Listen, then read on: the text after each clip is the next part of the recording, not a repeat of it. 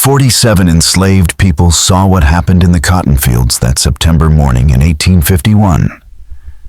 Yet, not one of their voices was ever recorded in the official files of Warren County, Mississippi.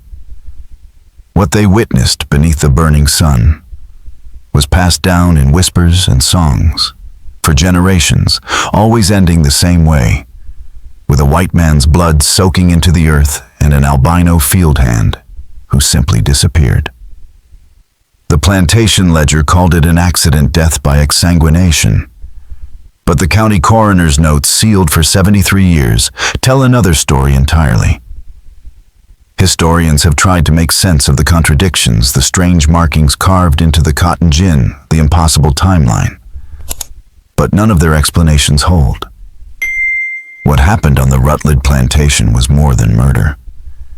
It was something dark enough to make 47 people take a secret to their graves. Before we dive into the story of Caleb and the blood-soaked cotton fields, I want to ask you something. This channel exists to uncover the forgotten, the disturbing, the stories America tried to bury. If you crave truth in the shadows, subscribe now. And tell me, where are you listening from? Drop your city or state below. Let's see how many of you are brave enough to admit you're listening to this alone at night. What unfolded on that plantation wasn't random violence. It was a plan. A design born of knowledge carried from the Caribbean and sharpened into vengeance so exact that modern forensics would need decades to understand it. Mississippi in 1851 was a land obsessed with records. Every pound of cotton, every name, every debt, every human body was accounted for in neat, merciless handwriting. That's why it's so chilling that for 3 weeks in September, the Rutledge plantation's books went blank. No waits, no roll calls, no punishments, just empty pages where history should have been.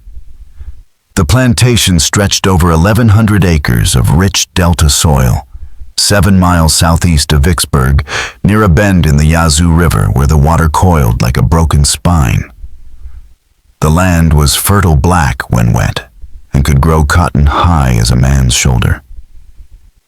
Nathaniel Rutledge inherited it from his father in 1847, along with 63 slaves and a reputation for cruelty wrapped in efficiency. He was a lean man with colorless eyes who saw people as tools to be used, not lives to be lived. His overseer, a thick-necked Georgian named Virgil Pence, enforced order with a braided whip he called salvation. The plantation house sat on a small rise overlooking the fields, its white columns gleaming in the fading light as Rutledge drank bourbon and watched the labor that made him rich. His wife had died in childbirth, leaving behind a frail son. Thomas raised by a house slave named Patience, who had lost her own child the same week. Among the 63 enslaved workers, one stood apart, a man named Caleb, bought for $300 from a bankrupt planter in Natchez. His low price reflected what others saw as his defect. He was albino. His skin was white as chalk, his hair the color of lint, and his eyes shone pink in the sunlight. To the others, he was ghost-like, strange and unsettling. They called him Ghost, partly out of fear, partly out of awe. But his strangeness ran deeper than his looks. His mother had been a healer in Haiti before she was captured and sold into slavery, and she had passed down knowledge of roots, poisons, and the hidden mechanics of the human body. Caleb worked silently, never complaining, his mind always elsewhere, calculating. The summer of 1851 was brutal air so thick it felt a live heat that broke men's bodies. 3 died in the fields before August was over, and Rutledge, unmoved, cut everyone's rations for lost productivity. Soon, strange things began to happen. The well water turned bitter. Dogs died foaming at the mouth. Flies gathered in black clouds. Rutledge grew sickly, his skin gray, his eyes yellow, his temper vicious. Patience noticed his shaking hands, his untouched meals, and mentioned it to an old field hand named Isaiah. Isaiah only said, "Master's being prepared." Someone's getting him ready. Caleb had been working the rows nearest the house close enough to watch every movement, close enough to know when Rutledge drank, ate, and slept. He had been gathering roots, bark, leaves, ordinary things, except to those who knew their power. Isaiah recognized the signs of what his grandmother had called slow work. A poison not meant to kill fast, but to unravel the body inch by inch, leaving only the illusion of natural death. For months, tiny doses had been added to the master's food and drink: pokeweed for bleeding foxglove, for the heart white snake root, for the blood-water hemlock, for the nerves. Patients delivered the meals, saying nothing. By early September, Rutledge's body was a trap ready to spring. On the 14th, half drunk and enraged by falling cotton yields, Rutledge demanded to know who was responsible. Pence, eager to redirect the fury, pointed to Caleb. Rutledge didn't hesitate. At sunrise Monday, Caleb was to be whipped 20 times in front of everyone and have his rations cut for 2 weeks. That night, no one slept. The air itself felt wrong. Dogs barked all night across the countryside. Some said they heard voices in the wind, and as dawn crept over the fields, the first cries of the day rose with it. Cries that would echo for generations in songs sung low enough that white ears could never fully understand their meaning.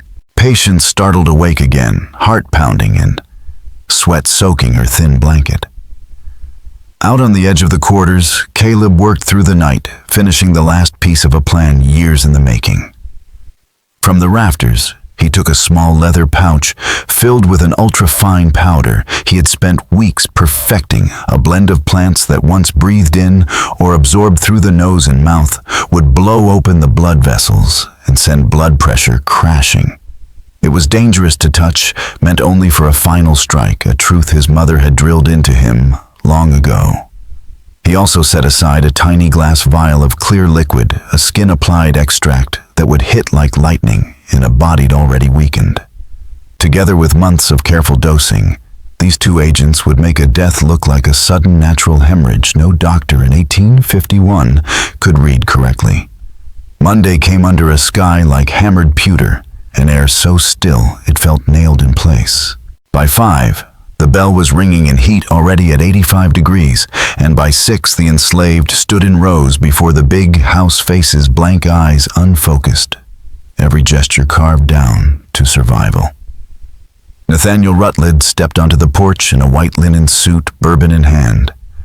Eyes shot with red skin gone a sick gray. Beside him stood Pence with the whip he called Salvation. "Bring out the albino," Rutledge said, his voice tight. Caleb walked forward, bare-chested and pale as chalk, his arms marked with thin scars he had carved for the dead he carried. His gaze stayed on Rutledge, steady and unreadable. 10 feet from the porch, he stopped, hands loose at his sides, breath calm. The leather pouch lay hidden in his right palm. The glass vial rested against his left wrist. Pence started toward him, then hesitated. Some animal warning rattling his nerves, but pride shoved him on. "Strip him and tie him," Rutledge ordered. 2 men reached for Caleb. He twisted free in one smooth move and closed the distance to the master in 3 steps. "You will not touch me," he said, voice low but clear. "Not with that whip. Not ever again." Rage flushed Rutledge's face as he came down the steps, fists balled bourbon and fury driving his heart. Caleb moved twice so fast, witnesses would argue about it for the rest of their lives.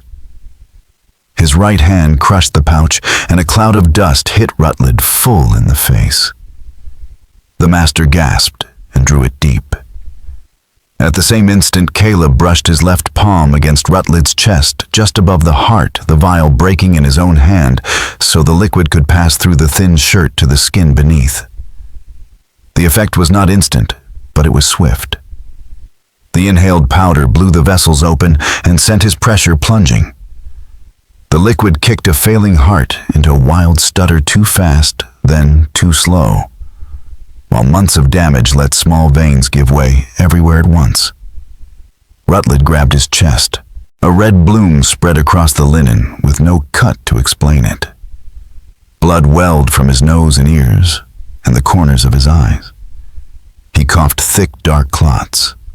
He stared at Caleb in dawning terror and found no mercy there, only the calm of a man finishing what he started.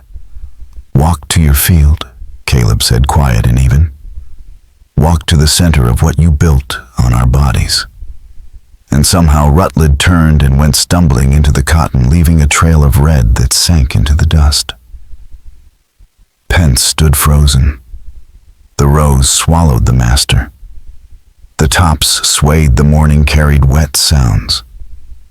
A black rush of crows broke from the plants and screamed into the sky. Caleb did not move. Blood speckled his hands and forearms. His breath stayed slow. 10 minutes passed, then 15. The sun lifted, the heat pressed harder, and the world seemed to hold its breath. At last, the cotton stilled. Silence closed over the field. Caleb faced the rows of enslaved people and spoke so all could hear. He died of his own cruelty of bad living and bad drink and worse choices. The doctor will call it a hemorrhage or a stroke or a failed heart. I made sure it happened today, so you would know that monsters are only men, and men can die. Then he turned, gathered what little he owned, and slipped into the trees before Pence could think to give a command. Panic tried to drag the overseer forward, but something older than sense held him a beat longer. When he finally moved, he forced 3 men he trusted into the field at gunpoint. They followed the dark spots that baked brown in the growing heat. Cotton rose high above them, nearly 7 feet, whispering against their shoulders, flies already thick in the air. They found Rutledge in a small clearing at the field's center where the cotton had been set in a ring. He lay on his back arms, flung wide legs straight.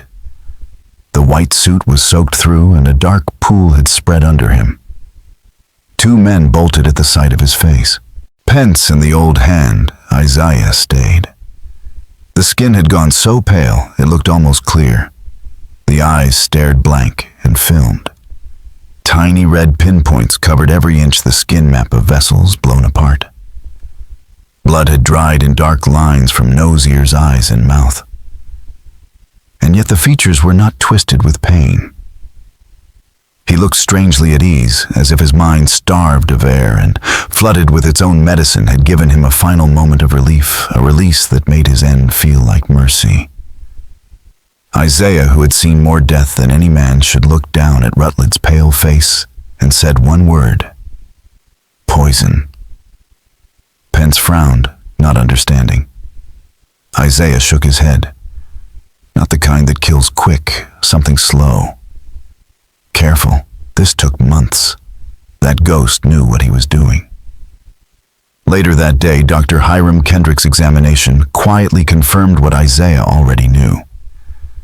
The doctor had seen plenty of strange deaths in his 40 years, but never one like this. Rutledge's liver was swollen, his kidneys scarred, his blood vessels shredded from the inside out. His lungs held traces of fine powder. His chest showed chemical burns. The massive hemorrhage that killed him wasn't sudden.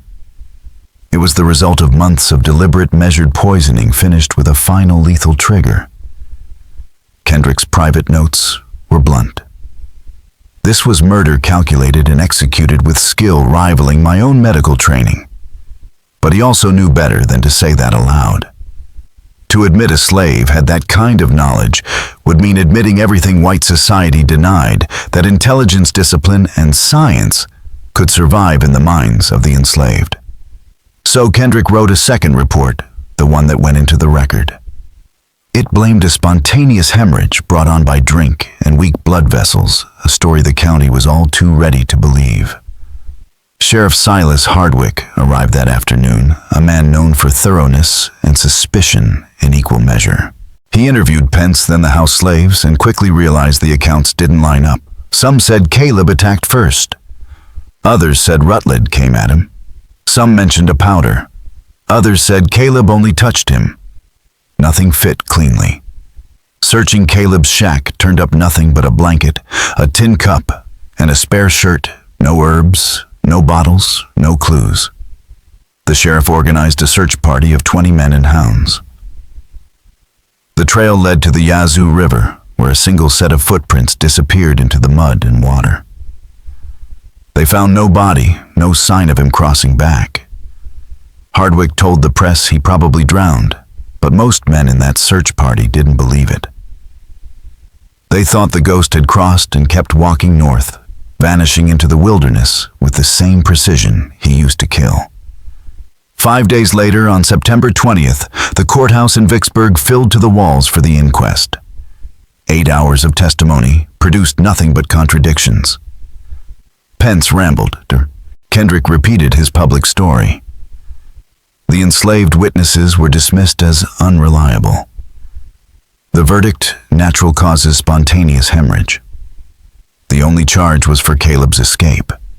A $500 reward went out for his capture, dead or alive. But the people who had seen what really happened, the ones who had smelled the blood and watched the master walk into his own field to die, they knew better. They whispered of Caleb's knowledge of island medicines and African secrets, of a man who learned to fight a system by turning its science against itself. Patience told the others that 3 days before it happened, Caleb had given her a vial and quiet instructions to add it to the master's bourbon. In 3 days, he told her his cruelty ends. Don't question it. She hadn't, and she never regretted it. The boy Thomas Rutledge saw everything from his window and never recovered. He stopped speaking for a year, lived 40 more in silence, haunted by dreams of a pale man who made his father bleed without touching a knife. 6 months after the death, the plantation was auctioned off. The enslaved were sold in separate lots to keep them from talking. But talk they did. Overseers came and went. The central patch of cotton where Rutledge had fallen never grew right again. The soil turned sick, the plants yellowed and died no matter how many times it was replanted. By 1854, the land was abandoned. And yet the story didn't die. In 1874, an aging Isaiah Carmichael lay dying in a freedmen's hospital in Memphis. Surrounded by family, he began to speak of that morning and of things he'd kept secret for 23 years. A chaplain named Marcus Sullivan recorded his words in a notebook now browned with age. Isaiah said Caleb's work began 3 months before the killing under the June moon. He had asked Isaiah to meet him in the woods. There beside the creek, he showed him plants: pokeweed, snakeroot, foxglove, hemlock, each one with a deadly purpose. He knew their true names, not the ones the white doctors used. He showed how to dry them, grind them, and use them slowly so the victim would never suspect. He said his mother taught him, Isaiah whispered. Taught him because he'd always be treated worse than the rest, because he'd have to be smarter than them to survive. Caleb had been preparing since the day he arrived, testing, measuring, waiting. He hadn't just killed Nathaniel Rutledge. He had rewritten the balance of power, proving that even in bondage, knowledge could be sharper than any whip. Patience agreed to help, because Caleb told her the mixtures were medicine that would calm Rutledge and soften his temper. And she believed because the only other future she could see was more of his cruelty. Isaiah later recalled Caleb's rule for the work itself, which was patience, since fast poisons reveal murder, while slow and careful dosing makes illness look natural until a final push brings a collapse that passes as bad health. A lesson Caleb said he learned by watching white doctors treat disease, and by studying the body as a system that can be altered once you understand the mechanisms. The powder Caleb used on September 15th entered through the lungs to force rapid vessel expansion and a fatal drop in pressure, while the skin-applied extract over the chest drove an already damaged heart into chaos. And together, they produced the spectacular hemorrhage. He predicted a result that seemed supernatural, but was in fact chemistry, biology, and a hard kind of justice for a man who had no law to protect him. A simple equation in which stolen life and freedom demanded a life in return.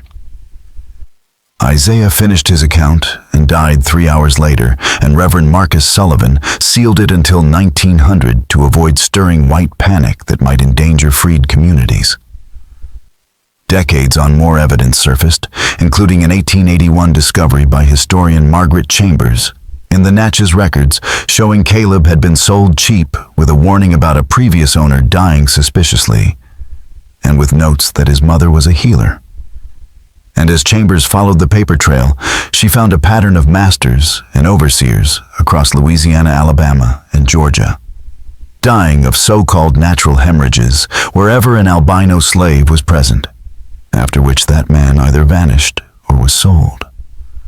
A pattern, she concluded, was likely one person moving through the South settling accounts, a theory she locked away until 1950 because the era would not accept that enslaved people could wield scientific knowledge with discipline and purpose. Scattered reports suggested Caleb survived from an 1856 riverboat log, noting a pale man with scarred hands and gold coin, fare to a Union surgeon at Gettysburg in 1863. Who described an almost albino soldier with uncommon skill at stopping bleeding, and a belief that the Civil War was justice at national scale to an 1879 letter from a freedmen's school teacher who met a white-haired visitor with pink eyes who donated gold and argued that education turns children into witnesses who keep memory alive even while admitting that some debts can never be fully repaid. Then in 1911, the Yazoo River flood exposed a metal box wrapped in oilcloth near the old plantation, and inside lay Nathaniel Rutledge's journals from January to the day before he died. Ignored until 1914, when a local historian read entries that recorded weeks of headaches, dizziness, and fatigue visits to Dr. Kendrick that yielded nothing. And finally a line from August 15th that said he feared he was being poisoned because his symptoms did not match any illness he knew, and because his vision now blurred without warning. I feel weakness in my limbs that has no clear cause, and each morning I find faint spots of blood on my pillow, as though I bleed in my sleep, though I never feel it happening. Dr. Kendrick insists it is imagination, but I know my body, and something deliberate is happening to it. In the late August entries, Rutledge's doubts hardened into certainty. He began recording everything he ate and drank, watching for patterns, his paranoia narrowing toward one figure he never named, but always described the same way the albino in the fields, whose eyes followed him. He wrote that it was not fear or hatred in that gaze, but calm calculation, as though Caleb were waiting for a moment only he could recognize. Rutledge considered selling him, but refused, pride outweighing caution. The final week of entries described a man unraveling bitterness in his bourbon blood, in his urine bruises, without cause a heart that skipped and stumbled in his chest. His last entry, September 14th, barely legible, confessed the truth. He had finally seen he was being poisoned, and by someone who understood medicine better than he did. He recognized the signs of slow, systematic dosing with plant-based compounds, and remembered the warning from the cellar in Natchez the albino's mother had been a healer from Haiti. He realized too late that it had not been superstition, but a warning. He wrote that Caleb had used patience to deliver the mixtures, that she never understood what she was doing, and that the albino's patience was inhuman. He debated running, freeing everyone, abandoning the plantation, but pride held him. Tomorrow, he wrote, I will confront him. If I die, let it stand as proof that slaves remember everything, learn everything, and can destroy their masters as surely as any army. When historian Thomas Everett uncovered these journals decades later, they shattered the accepted story. Rutledge hadn't been an innocent victim of sudden madness or supernatural vengeance. He had been a man who recognized his own destruction and faced it anyway. Reading the journals beside the coroner's sealed notes, Everett reconstructed the truth, months of calculated poisoning, ending in a precise chemical strike that triggered the catastrophic hemorrhage of a body already undone. This was not witchcraft, Everett wrote, but science. A brilliant mind trapped in bondage, using the only tools available to fight back. Everett's 1915 monograph, The Albino's Revenge, sold poorly, dismissed by the public as sensationalism. But medical readers saw the precision of the chemistry and pharmacology.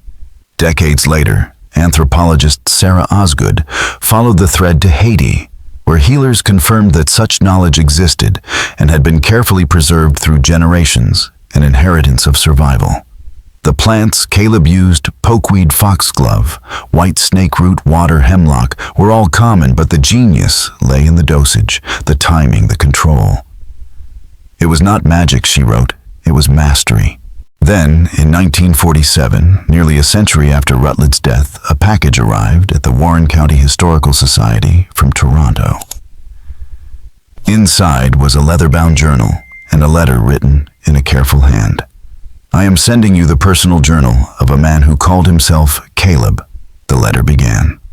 "My grandfather helped him escape to Canada through the Underground Railroad. Caleb gave him this before his death in 1895, asking that it be preserved until the truth could be told." The journal, written over 50 years, detailed a life spent learning, surviving, and remembering a man who began as property and became a ghost that history itself could not bury. The earliest pages of Caleb's journal told of his beginnings in Haiti, where his mother, a woman of mixed African and European ancestry, who had once been free before being enslaved during the island's political upheavals, had raised him in secrecy and defiance. She had hidden a Bible beneath the floorboards and used it to teach him to read and write. She taught him how the body worked, how it could be healed, and how it could be undone. Most of all, she taught him that knowledge was power, but that for someone like him, marked by white skin, feared by both black and white alike, that power had to remain hidden, used only with precision and patience. "My mother said I would never be accepted by any world," he wrote. "That my strangeness would be my curse and my weapon. She told me to make it my strength to see what others could not, to plan further than they dared, and to endure what others could not bear." When Caleb was 17, an overseer tried to force himself on his mother. She poisoned the man in self-defense and was executed within a week. Caleb was sold shortly after beginning the long chain of transactions that carried him from Haiti to Louisiana, Alabama, and finally Mississippi. Each sale left him harder, quieter, more deliberate. "I did not want to become what I am," he wrote in 1849. "I wanted peace. But quietness is mistaken for weakness, and weakness invites cruelty. I learned that fear not open terror, but the quiet, gnawing kind is the only thing that makes a master hesitate." He learned to cultivate that fear, to make himself visible just enough to unsettle, invisible enough to survive, patient enough to wait for opportunity.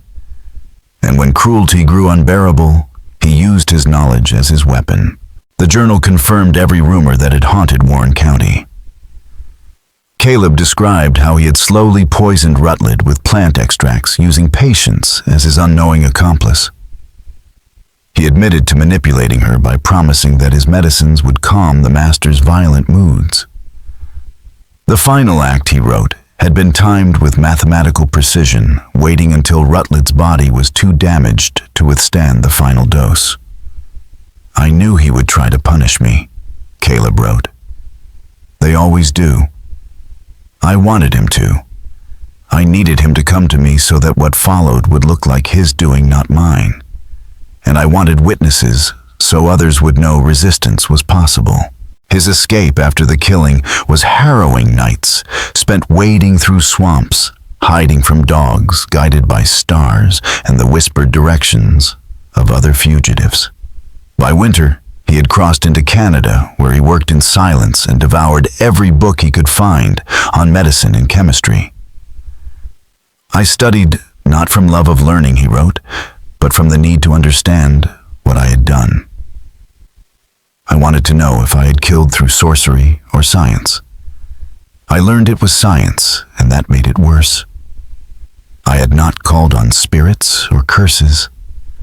I had simply understood the body too well." The Civil War found him fighting under another name, serving as a battlefield medic for the Union. He wrote of the irony of using the same hands that had once killed to save lives now. Perhaps that was penance, he mused. He survived the war twice wounded and settled in Canada, where he became a quiet figure known for his strange talent at curing the incurable. He lived alone, never married, spoke little of his past.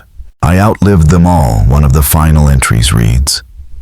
The masters, the overseers, the war, the years. But I did not live, not truly. I became a ghost long before they named me one. I emptied myself to survive and filled that emptiness with purpose, with vengeance. And when the need for vengeance ended, there was nothing left inside.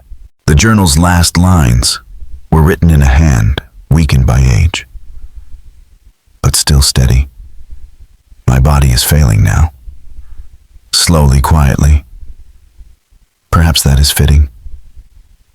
I took lives in silence. Now silence takes me. If anyone reads these pages, let them know that freedom is never given. It is taken. But every act of taking leaves a scar. And I am nothing now but scars. I have no regrets about what I did. Caleb wrote near the end of his life. But I have no satisfaction either. I killed several men who deserved to die. But their deaths did not end slavery or heal the damage it caused. I survived when millions did not. But that survival came at a cost I am only now beginning to understand, Bessas. If there is a lesson in my story, it is this. Oppression creates monsters on both sides. Rutledge was a monster shaped by a system that told him he had the right to own human beings. I became a monster, shaped by that same system, one forged by necessity to strike back but stripped of my humanity in the process. The tragedy is not that either of us died, but that the system that created us both endured so long, making monsters of so many, destroying so many lives. I pray future generations will learn from this, that they will see how oppression corrupts everyone it touches, and that they will build something better. When the Warren County Historical Society received Caleb's journal in 1947, the question of whether to release it sparked heated debate. The material was disturbing, the implications profound.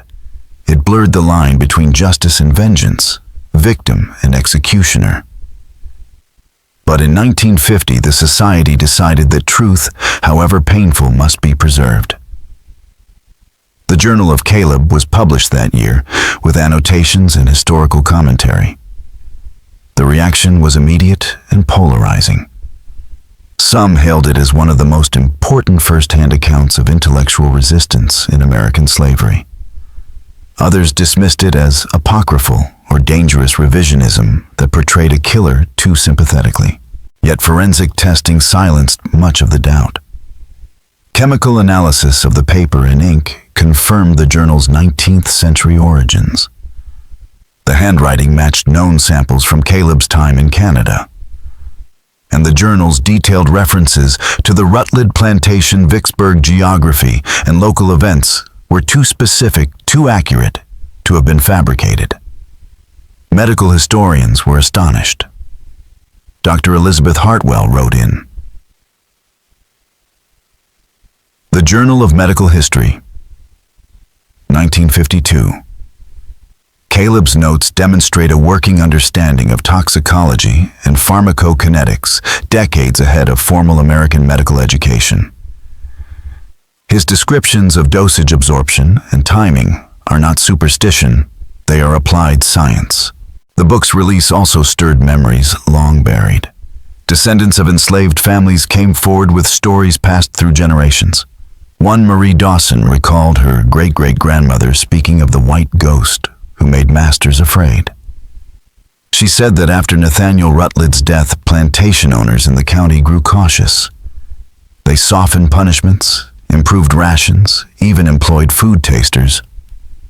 The fear spread like fire, Dawson said in a 1951 interview. They remembered for once that we were people who could think and plan, not property. Throughout the 1950s and 60s, oral histories collected from black families across the South, suggested that Caleb's legend had lived on retold in secret songs and whispered stories. To some, it was a tale of hope, proof that intellect could be weaponized against oppression. To others, it was a warning that the cost of such resistance was isolation, transformation, and the loss of one's humanity. In the 1960s, forensic scientists examined soil samples taken from the site of Rutledge's death. Modern analysis revealed unusually high concentrations of alkaloids, consistent with pokeweed foxglove, white snakeroot, and water hemlock, the exact compounds described in Caleb's writing. This was no legend, wrote Dr. James Patterson in Toxicology Today, 1967. It was a precisely executed poisoning, scientifically sound, chemically verifiable, and far ahead of its time. The last confirmed record of Caleb appeared in the 1891 Canadian census, listing an albino Negro age, 64 occupation herbalist, living alone outside Toronto. By 1901, the listing was gone. He had likely died quietly, without family or grave marker, his body returning to the same earth he had once turned into a weapon. What endured was the record, his journal, the testimony of those who'd known him, and the single date that refused to fade, September 15, 1851. In 1998, nearly a century and a half after that morning in Warren County, the local historical society erected a modest bronze marker near the site of the former plantation. It reads, "In memory of the unknown man called Caleb, whose knowledge became his freedom, and who reminded the world that even in chains, the human mind remains unconquered. The marker that stands today says little, but it says enough." It doesn't name Caleb, nor does it mention poison or vengeance. Instead, it acknowledges the land, the controversy, and the uncomfortable truth that history rarely fits neatly into categories of good and evil. On this land stood the Rutledge plantation.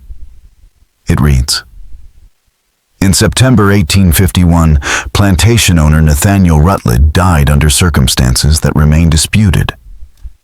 Some called it natural causes.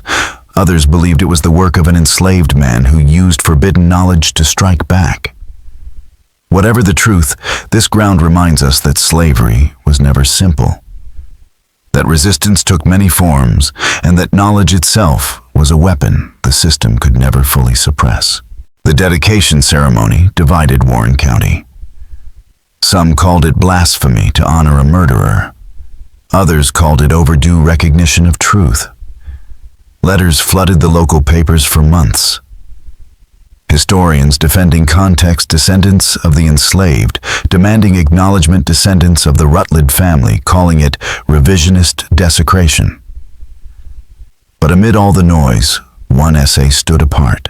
Dr. Angela Freeman, a black historian who had spent years studying Caleb's case, published an article in 2003 titled, "The Ethics of Resistance, Reconsidering Violence in the Context of Slavery."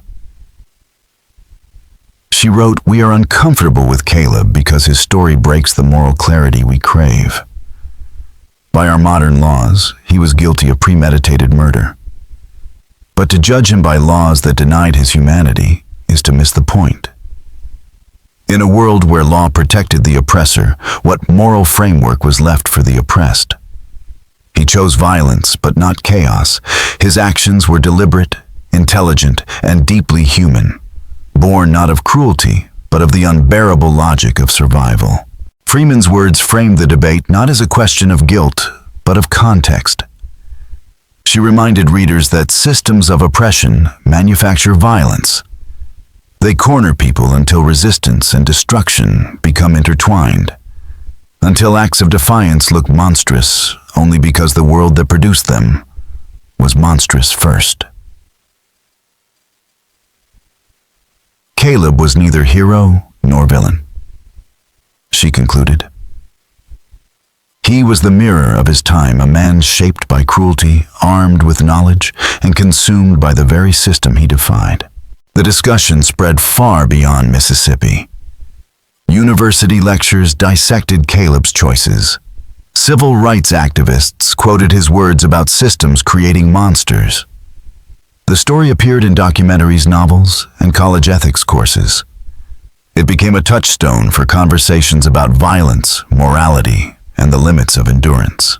But perhaps the most haunting part of the story is its ending, not the confrontation nor the journal, but the silence of the land itself.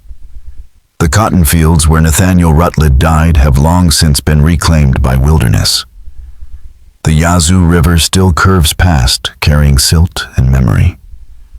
The soil there has absorbed everything: the blood, the alkaloids, the secrets. Molecules from that September morning now live in trees and grass, in the endless churn of life and decay. Everyone who stood in that field in 1851 is gone, but their descendants remain scattered across Mississippi and beyond, carrying whispers of the white ghost who was never truly a ghost at all.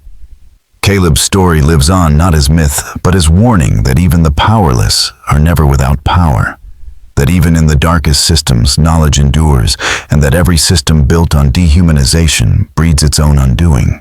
Caleb lived. Caleb killed. Caleb died. These are the facts. Everything else, the morality, the meaning, the legacy, remains unsettled. Was he justified, or did he become the very thing he despised? Was he a freedom fighter or a murderer, a victim or a weapon forged by circumstance? The answer, like the river that runs through Warren County, keeps shifting, eroding, and remaking itself. And perhaps that is the truest ending of all, that history does not close, it echoes.